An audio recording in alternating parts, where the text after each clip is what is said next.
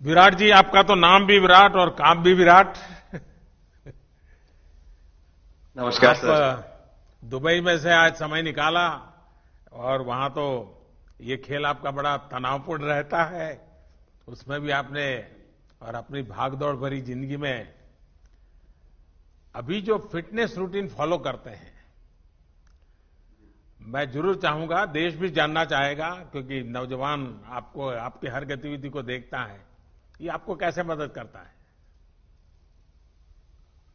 पहली बात तो बहुत बहुत धन्यवाद सर यहाँ पे हम सबको बुलाने के लिए। सब लोगों ने फिट इंडिया मूवमेंट के बारे में बात करी और इसके फायदे इसके लाभ हमको रोज अपनी डेली लाइफ में किसी ना किसी तरीके से दिखते हैं। सबने अपने एक्सपीरियंसेस बताए। मिलिंद जी ने भी बहुत अच्छी बातें रखी। बहुत इंस्पिरेशनल उनका भी काम रहा है, उनकी जर्नी रही है पिछले कुछ सालों में। मैंने भी बहुत ऑब्जर्व किया है।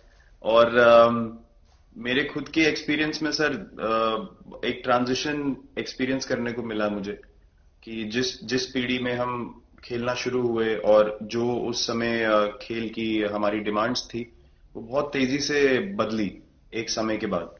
और मुझे ये एक्सपीरियंस हुआ कि जो एक हमारा सिस्टम बन चुका था, हमारा एक रूटीन बन चुका था, वो हमारे खेल के डिमांड्स के लिए सही नहीं था और उसे बदलना जरूरी था।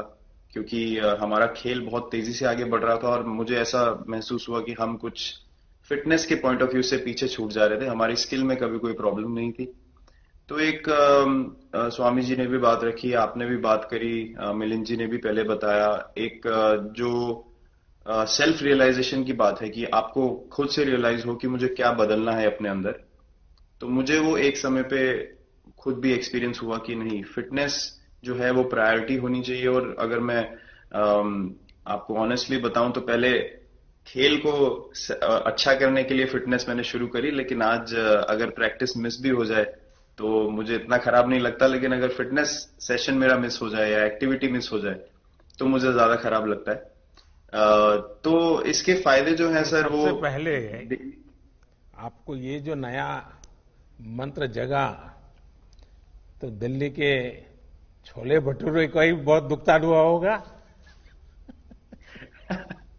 बहुत ज्यादा सर। मतलब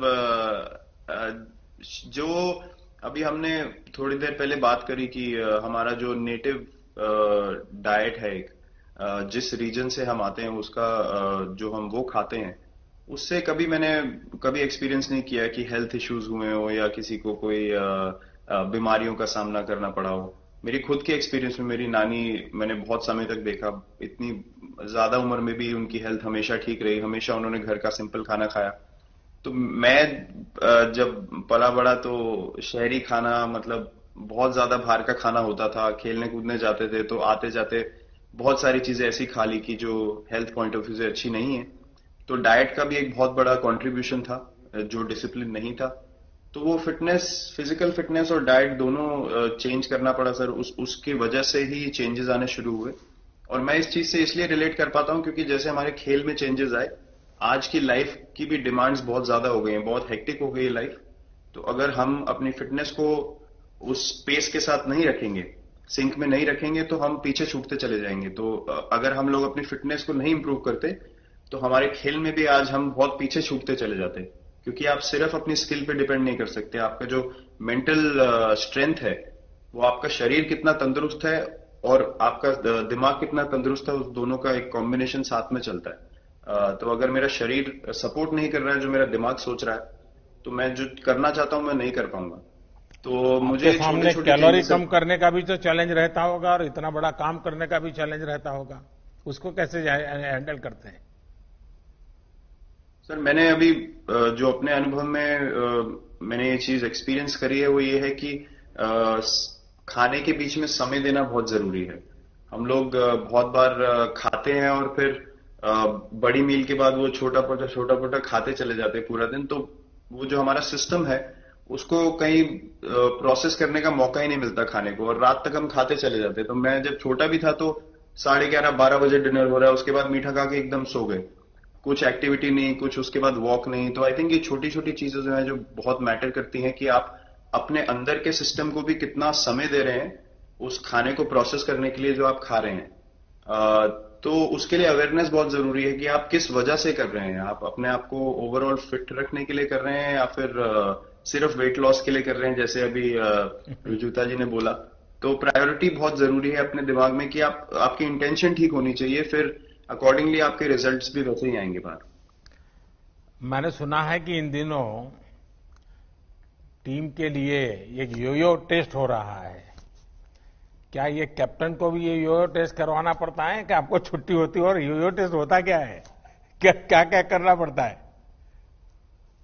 सर टेस्ट ये बहुत जरूरी था फिटनेस पॉइंट ऑफ व्यू से। अगर आप ग्लोबल फिटनेस लेवल्स की बात करें तो बाकी टीमों से हमारा लेवल अभी भी कम है, और हम चाहते हैं कि वो लेवल हम ऊपर लेके जाएं। जो एक बेसिक रिक्वायरमेंट है आज की डेट में, हम लोग फोकस करते हैं कि जैसे T20 मैच हो गया या वनडे मैच हो गया, वो एक दिन में खत्म हो जाता है।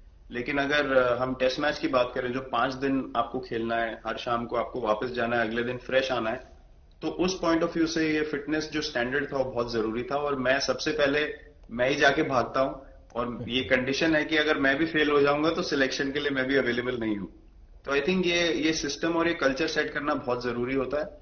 और उससे क्या होता है सर, ओवरऑल एक जो फिटनेस लेवल है टीम का बढ़ेगा। जैसे टेस्ट क्रिकेट में हमारा बहुत बार होता है कि आप थके हुए हैं, तीसरे दिन आके आपको, जैसे हमारे फास्ट बॉलर्स हैं आज की डेट में, वो दुनिया में सबसे ऊपर है, तो उनको अगर दूसरे तीसरे चौथे दिन आके वो एफर्ट डालना है फील्ड पे तो वो डाल सकते हैं। पहले क्या होता था, स्किल हमारे पास हमेशा से रही है, लेकिन शायद जो मैंने आपको बोला वो ट्रांजिशन मैंने जो एक्सपीरियंस किया, हम लोग वो जरूरी समय जो आता है जहां पे शरीर थक जाता है और टीम को आपकी जरूरत है, वहां पे परफॉर्मेंस जो है हमारी डिप हो जाती थी और दूसरी टीम जीत जाती थी। आज की डेट में हमारी फिटनेस की वजह से हम वो जरूरी समय में उस चीज को कैपिटलाइज कर पा रहे हैं और हमारे रिजल्ट्स उसी तरीके से आ रहे हैं। तो एक sir benchmark I think elite sports में होना जरूरी है, उससे एक फिटनेस विराट कल्चर जी, बना। मैं देख रहा हूं कि आपका टाइम मैनेजमेंट तो है ही है, लेकिन फिर भी आपकी एक्टिविटी इतनी नजर आती है ना, मैं भी कभी कभी फॉलो करता हूं। कभी थकान नहीं लगती क्या आपको? सर थकान अगर मैं ऑनेस्टली आपको बोलूं, थकान हर किसी को होती है। अगर आप फिजिकल एफर्ट करेंगे तो थकान होगी, लेकिन अगर आपका लाइफस्टाइल अच्छा है, अगर आप खा अच्छा रहे हैं, अगर आप फिटनेस रेगुलरली कर रहे हैं, आपकी रिकवरी अच्छी है, तो आपकी स्लीप अच्छी है, स्लीप पैटर्न्स अच्छे हैं, तो आपकी रिकवरी तेज होगी। तो अगर मैं थक रहा हूं और 1 मिनट में मैं दोबारा रेडी हो जा रहा हूं तो वो मेरा प्लस पॉइंट है। तो आई थिंक वो मैंने एक चीज एक्सपीरियंस करी जो बहुत जरूरी हो जाती है। आपका ओवरऑल लाइफस्टाइल कैसा है उसके ऊपर बहुत डिपेंड करता है। विराट जी, बहुत अच्छा लगा मुझे, और मैं आपको, अनुष्का जी को और आपके दोनों के परिवार को निकट भविष्य की शुभ घड़ी के लिए बहुत बहुत शुभकामनाएं देता हूं।